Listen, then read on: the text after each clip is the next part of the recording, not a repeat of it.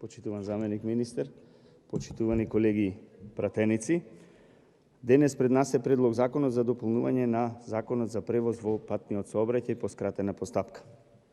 Носењето на ваков предлог на закон е наметнат од потребата да се воведе можност да може испитите за учество на возачите во меѓународниот патен сообраќај, испитите за возачите за превоз на опасни материи, испитите за управители и овластени лица одговорни за превоз, испитите за советници за превоз на опасни материи, испити за управување со моторен чамец и така натака, да не ги набројувам сите, да можат да полагаат писмено во Министерството за транспорт и врски.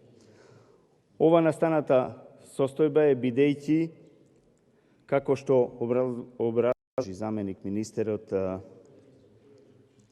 Беким Реджепи на Комисијата за транспорт и врски, бидејќи имало проблем, односно компликации од објективни причини во електронскиот систем во целата држава и од април 2021 година овие испити не се одржани.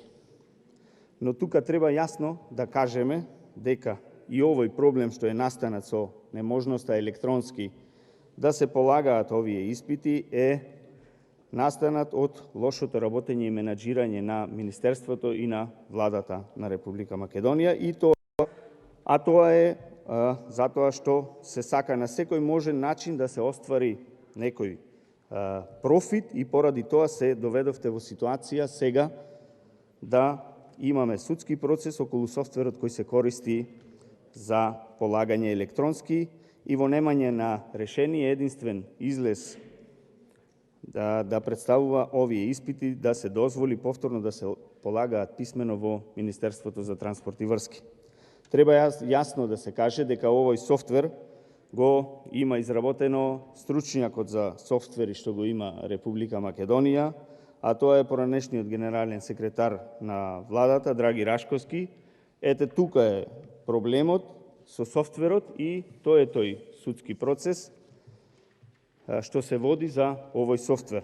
Затоа се оставени овие луѓе без можност за полагање електронски, затоа што некој сакал да оствари профит, не водејќи сметка за овие луѓе и за нивните потреби. Водел сметка за тоа како софтверите што ги изработува самиот на себе на крај да си ги продаде. Сега, бидејќи судскиот спор не е завршен, поради тоа овој софтвер не може да се користи. Ете, тие компликации што ги спомна заменик министерот на Комисијата за транспорт и врски, но не сакаше детално да ги образложи, морам да кажам, дека за кој софтвер станува збор и кој изработуваш на софтверот. Тие компликации и се настани што не можат да се предвидат како што понатака е наведено во членот 1 од овој закон.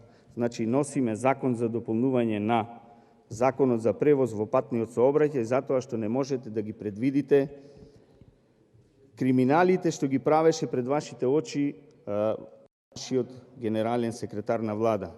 За крај ќе кажам дека треба да им се помогне на овие луѓе што се останати без сертификати и можност да полагаат за истите, затоа што испит за овие сертификати не е одржан од март 2021 година, а месечно има по 350 возачи што се пријавуваат за да полагаат на овие испити.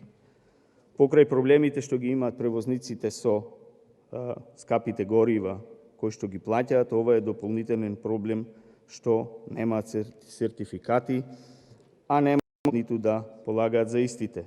Заради тоа треба да им се помогне на овие луѓе, затоа што тие со ништо не се виновни за тоа што за криминалите на поранешниот генерален секретар на Влада. За тоа тој треба да одговара, а не слободно да се шета по улиците на Скопје. Благодарам.